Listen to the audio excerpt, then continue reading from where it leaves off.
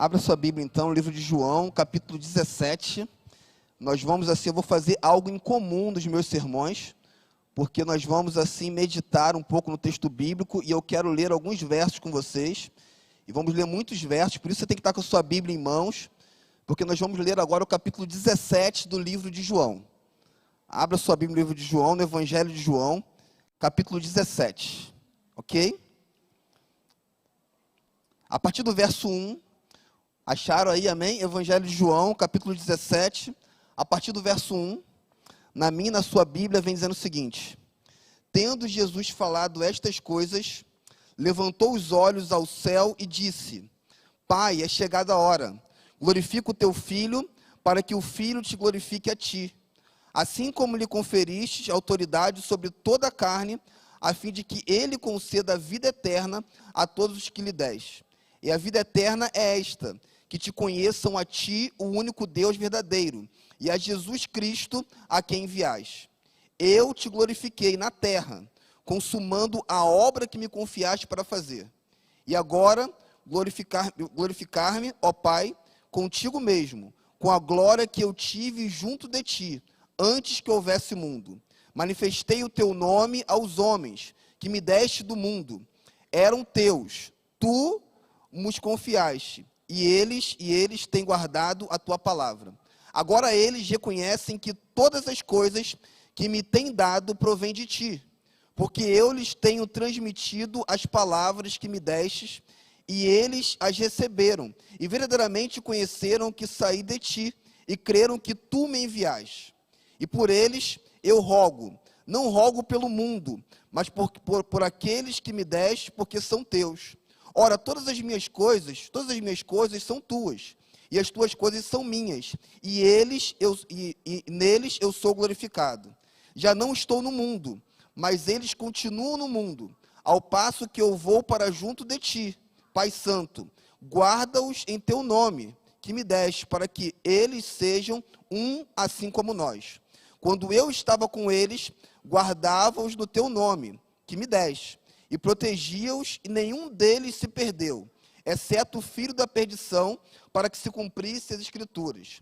Mas agora vou para junto de ti, e isto falo no mundo, para que eles tenham o meu gozo completo em si mesmo. Eu lhes tenho dado a tua palavra, e o mundo os odiou, porque eles não são do mundo, como também eu não sou.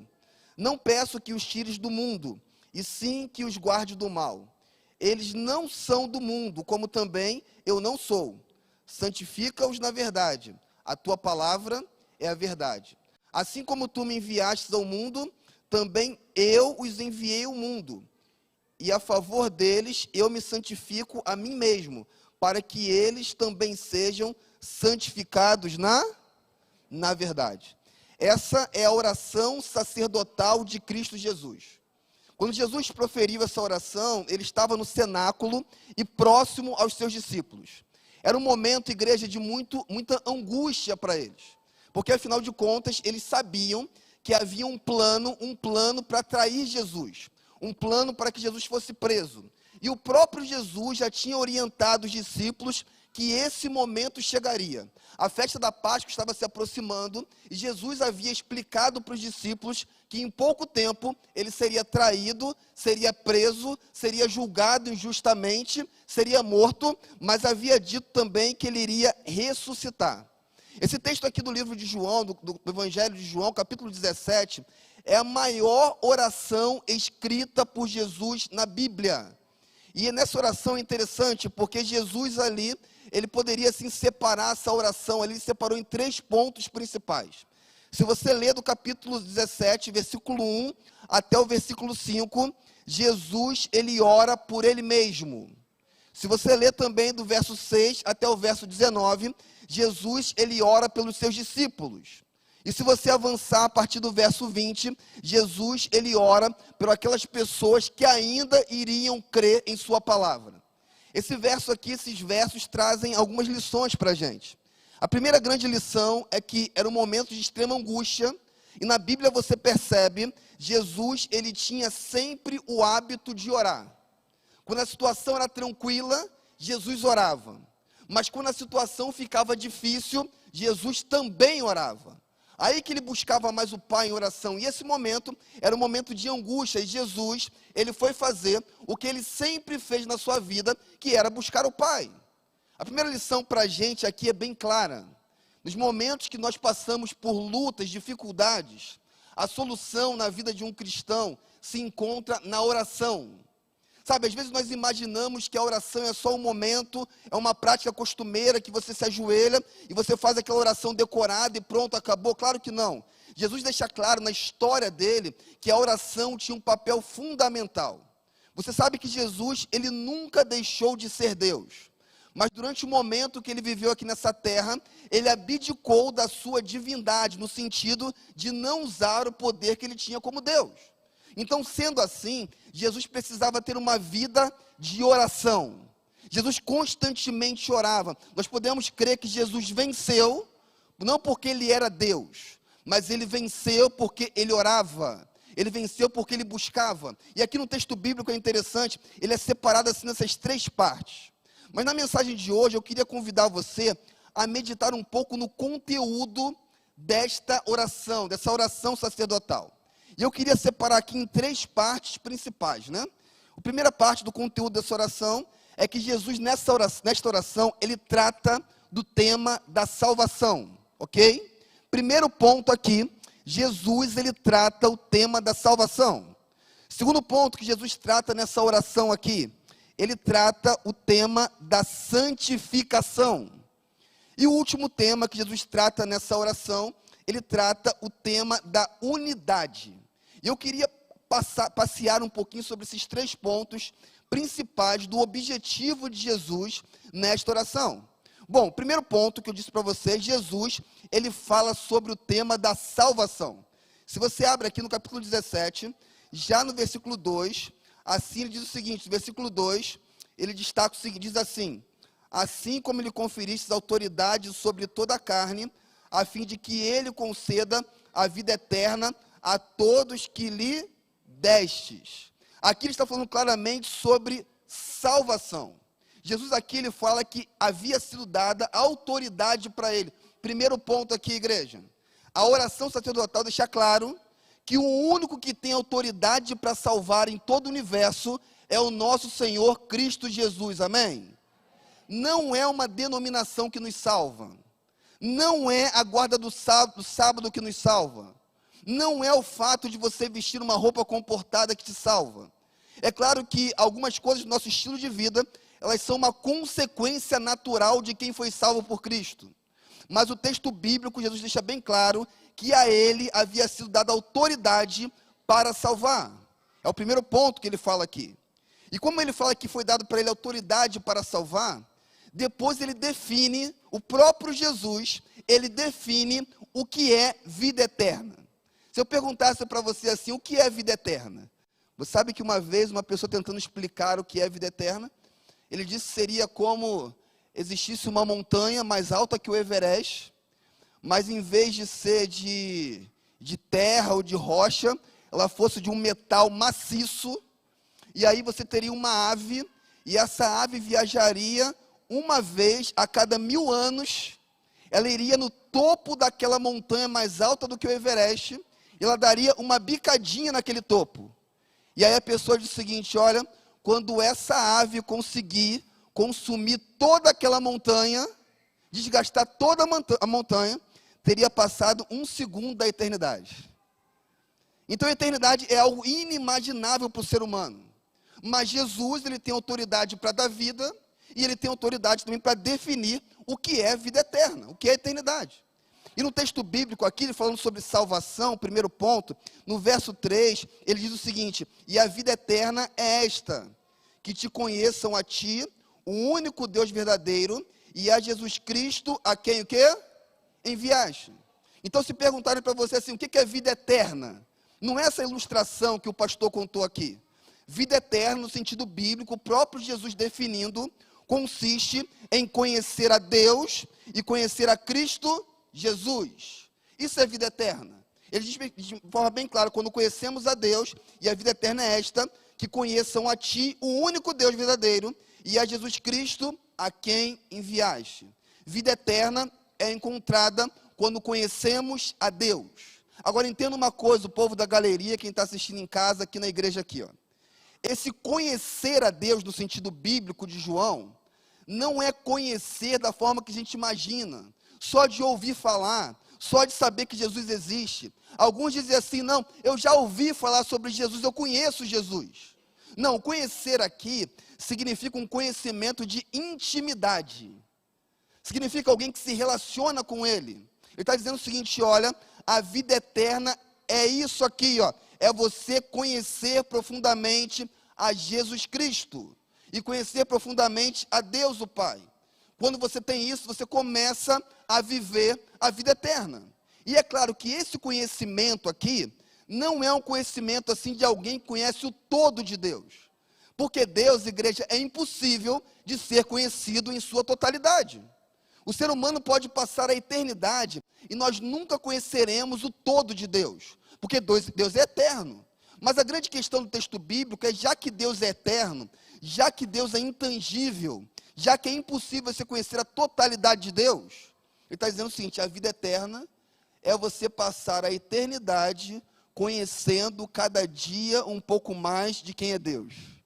Então entenda uma coisa aqui, igreja, se ter vida eterna consiste em conhecer a Deus, aí você pode pensar, pastor, o céu não chegou ainda. Claro, não chegou. A nova terra não chegou ainda. Mas você começa a experimentar a eternidade aqui na terra, quando você aprofunda o seu conhecimento de Jesus Cristo. E quando que isso vai acabar? Não vai acabar nunca.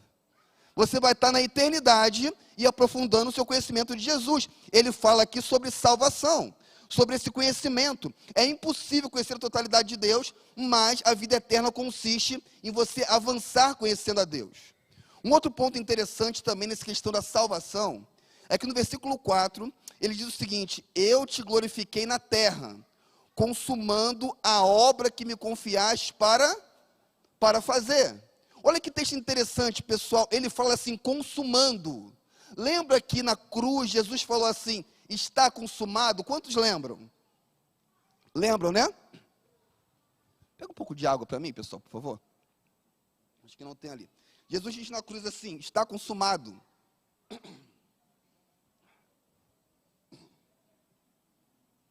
Vou tentar. Jesus diz assim, está consumado. A palavra está consumado, no grego, é a palavra tetelestai. Vocês já ouviram falar sobre isso?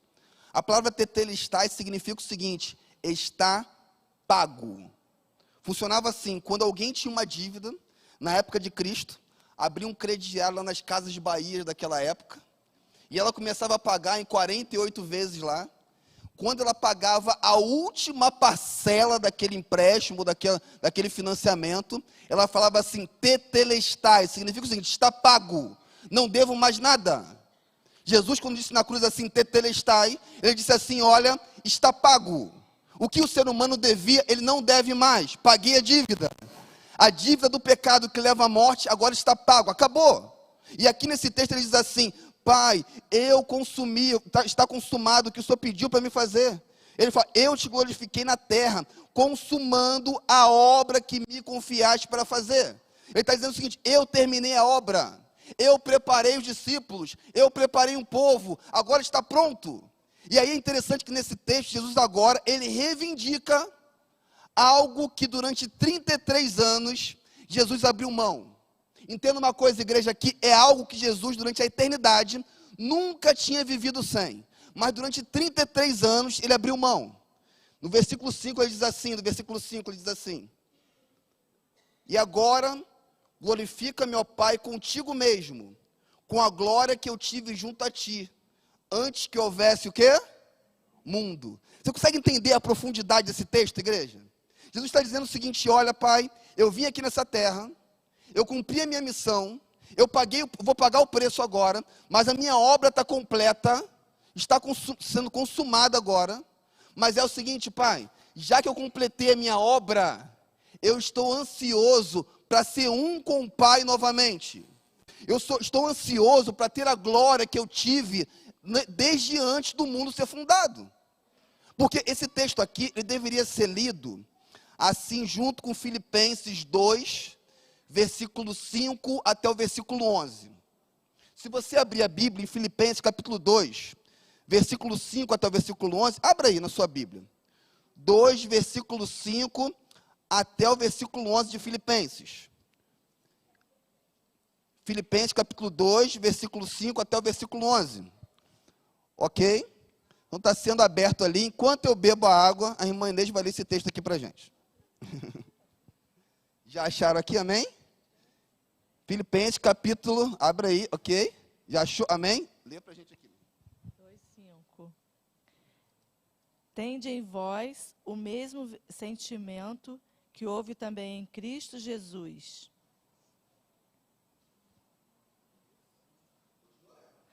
Deus não julgou como usurpação o ser igual a Deus. Antes a si mesmo se esvaziou, assumindo a forma de servo, tomando-se em semelhança de honestos e de homens, e reconhecido em figura humana. Ok, perfeito. Amém, igreja? O que o texto está dizendo aqui? Jesus, ele fez o seguinte, Paulo está dizendo, ele se esvaziou, abriu mão da sua figura de Deus, e ele se transformou em uma figura aqui humana. E aqui nesse verso, Jesus está dizendo o seguinte, Pai, eu quero de novo compartilhar essa glória. Então, a primeira parte aqui, Jesus fala sobre salvação. A segunda parte, penúltima parte também, ele fala sobre santificação, igreja. Se você abre a Bíblia no capítulo 17 de João, no verso 14, lá você vai encontrar o seguinte verso, diz assim, eu lhes tenho dado a tua palavra, e o mundo os odiou, porque eles não são do mundo, como também eu não sou. Ele fala sobre santificação aqui, e o primeiro ponto que ele fala de santificação, o que é santificação, segundo a oração sacerdotal de Jesus. O primeiro ponto da santificação é ter consciência de que você não é deste mundo. Santificação, ou santo, é alguém que foi separado para algum propósito. E Jesus diz o seguinte aqui, olha, nós aqui não somos desse mundo, eu lhes tenho dado a tua palavra, e o mundo os odiou, porque eles não são do mundo, como também eu não sou. Nós podemos andar nesse mundo, igreja, mas você tem uma cosmovisão diferente. Nós podemos andar nesse mundo, mas os nossos valores são diferentes. Nós podemos andar nesse mundo, mas a ética de quem pertence ao reino de Deus é diferente. Jesus falou o seguinte, olha, nós não somos desse mundo, como eu não sou, eles também não são. Santificação, olha para mim aqui, primeiro ponto. Para ser santo, você precisa entender que você não é daqui, ok? Para ser santo, você precisa entender que você é um cidadão estrangeiro nessa terra. Esse mundo não é o seu mundo. Por isso nós não nos acostumamos com as coisas desse mundo. O segundo ponto aqui que ele apresenta também, está no verso 17, o que é santificação? Primeiro, entender que não somos daqui, ok, igreja? Somos santos quando entendemos que não somos daqui. Segundo ponto aqui, ó, verso 17, ele diz assim, santifica-os na verdade, a tua palavra é o quê? É a verdade. O segundo ponto de santificação, pessoal, deixa bem claro, que nenhum movimento de santificação é genuíno se estiver distante da palavra de Deus, da Bíblia. Só existe santificação se a Bíblia for a base. É por isso que tem uma frase que diz que a natureza forma, a cultura informa, mas só a Bíblia transforma. Olha que frase interessante, né? A natureza nos forma, a cultura informa, mas só a Bíblia o quê?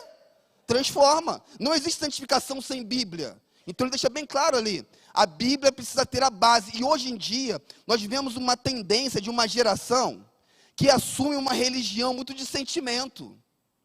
O pessoal fala assim, não pastor, mas eu não acho que é legal, eu não acho correto, eu não acho que é assim, na minha opinião é assado. Deixa eu dizer uma coisa para você aqui, ó. Na vida cristã, a sua opinião importa muito pouco. E eu fui simpático, eu queria dizer que não importa nada. Na vida cristã, o que importa é o assim diz o Senhor. É muito comum hoje em dia, não, mas na minha opinião, mas eu acho que deveria ser. Você acha o quê? Quem acha é a Bíblia. Então, santificação, ela vem com a Bíblia. Sem a Bíblia, ela vira alguma outra coisa, algum monstro ali, mas não é santificação. E o terceiro ponto da santificação, ele deixa claro no versículo 18, ele diz assim: assim como tu me enviaste ao mundo, também eu os enviei ao quê?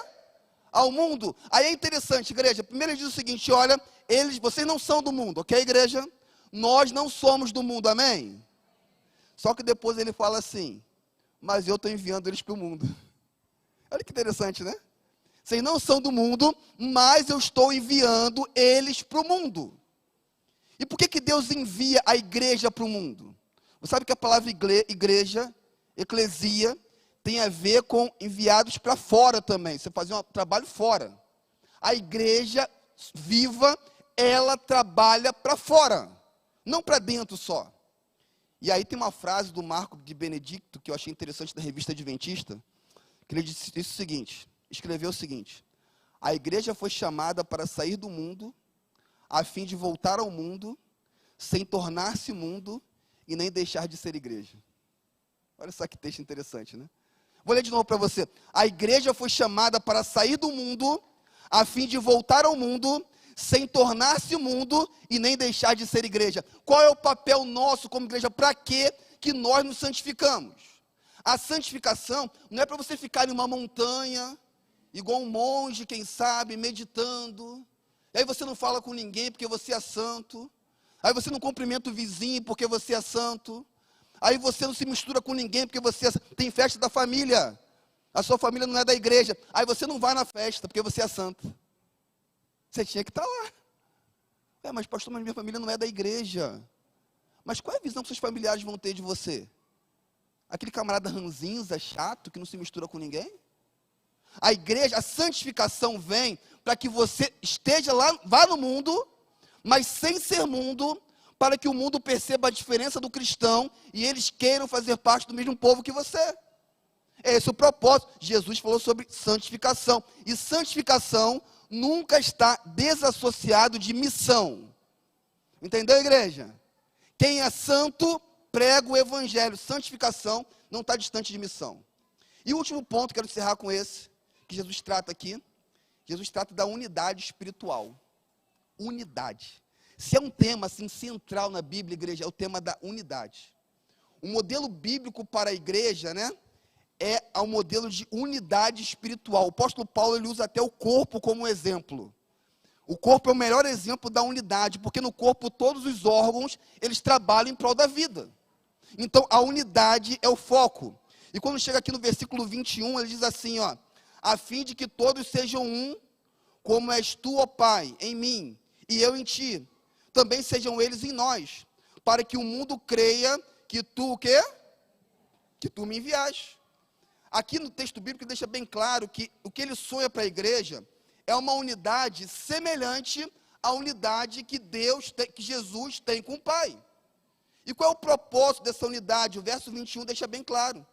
Ele fala assim: também sejam eles em nós, para que o mundo creia que tu me enviastes. Igreja, como que o mundo acredita que nós fomos enviados por Jesus? O mundo acredita quando somos unidos. Você está entendendo? O ambiente da igreja precisa ser um ambiente de unidade. O mundo não reconhece que você é de Jesus pelo sermão, não. Pode até reconhecer, mas não dura muito tempo. O mundo não reconhece que você é de Jesus só pela roupa que você veste. Mas a Bíblia está dizendo o seguinte: olha, nós temos que ser um. E quando somos um, o mundo vai perceber que foi o Senhor que nos enviou. Vai perceber que nós somos diferentes. Você imagina a igreja apostólica, pessoal, tudo que eles tinham em comum. E era algo tão interessante, que as pessoas começaram a se relacionar de uma forma que mexia com as pessoas de fora. Deixa eu falar uma coisa para você, pessoal. Existem algumas coisas que atrapalham a unidade da igreja. Sabia? Existem coisas que atrapalham a unidade da igreja. Deixa eu falar para vocês uma coisa que atrapalha a unidade da igreja. É o orgulho. Ellen White fala que se o orgulho fosse retirado, boa parte dos problemas que nós enfrentamos na igreja, nós não enfrentaríamos. Às vezes alguém assume uma função de liderança, aí sai, aí assumiu um outro líder. Aí se a gente elogia o líder que assumiu, o anterior fica triste, acha que é ruim para ele. Ele até torce para o próximo não dar muito certo, para que o pessoal sinta saudade dele. Tem isso na igreja. Pastor, tem isso na igreja. Quer ver uma coisa que destrói a unidade? Tem gente que está chateado com alguém na igreja e posta uma coisa na internet.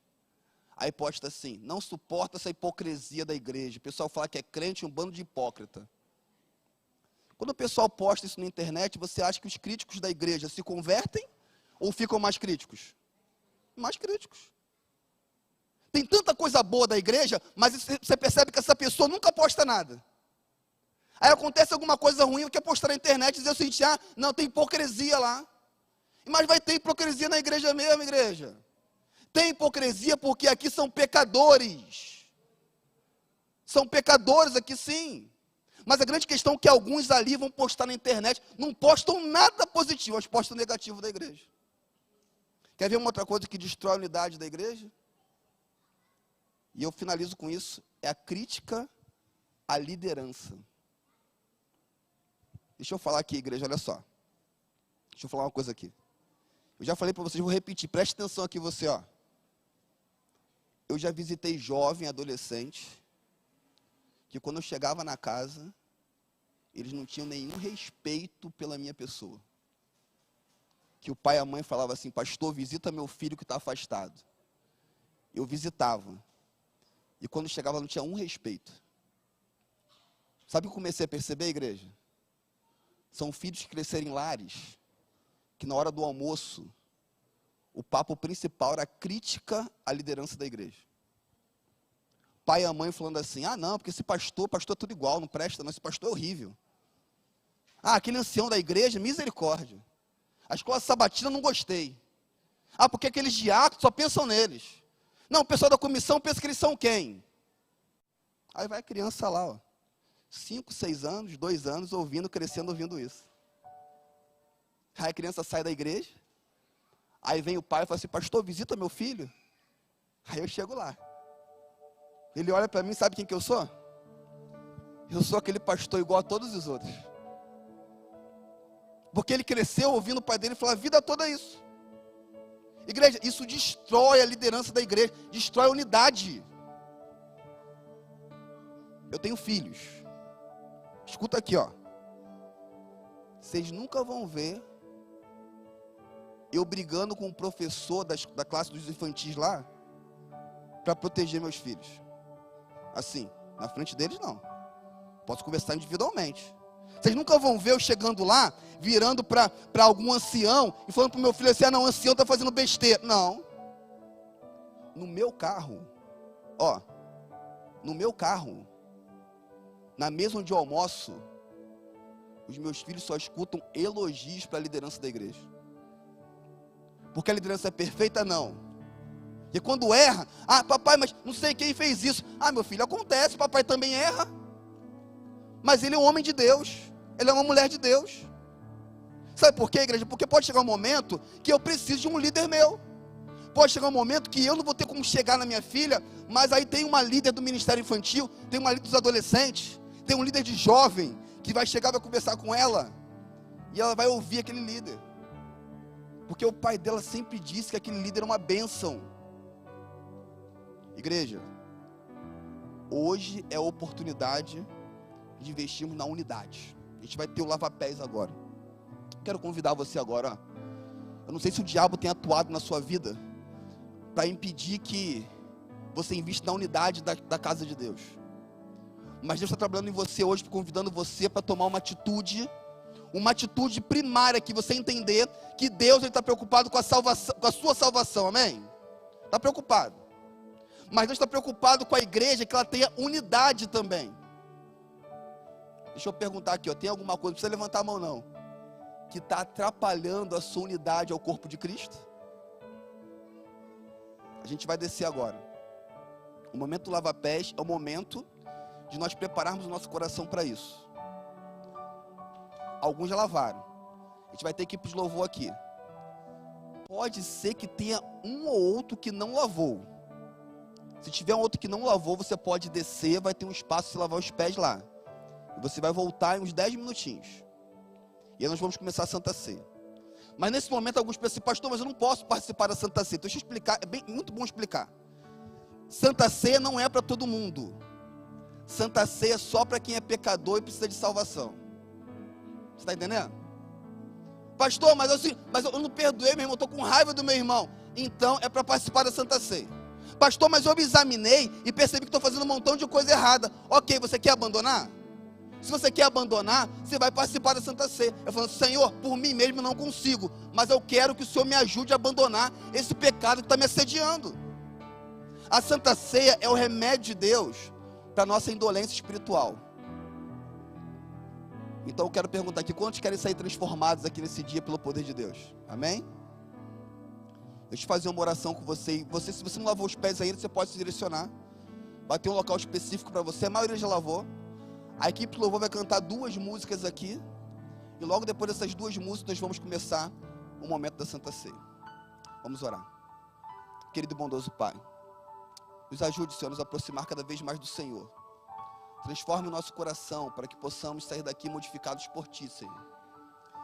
E sair daqui tendo a certeza que nós somos um contigo. E se somos um contigo, Senhor, a consequência natural é que sejamos um com o outro também. Pedimos essas bênçãos em nome de Jesus. Amém, Senhor.